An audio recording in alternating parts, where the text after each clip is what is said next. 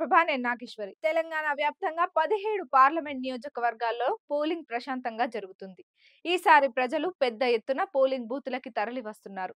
సినీ ప్రముఖులు, రాజకీయ నాయకులు, వ్యాపారవేత్తలు కూడా క్యూ లైన్లో నిల్చుకొని తమ ఓటు హక్కును వినియోగించుకుంటున్నారు. మెగాస్టార్ చిరంజీవి తన భార్య సురేఖతో కలిసి జూబ్లీహిల్స్ లోని పోలింగ్ బూత్ కి వెళ్లి ఓటు వేశారు.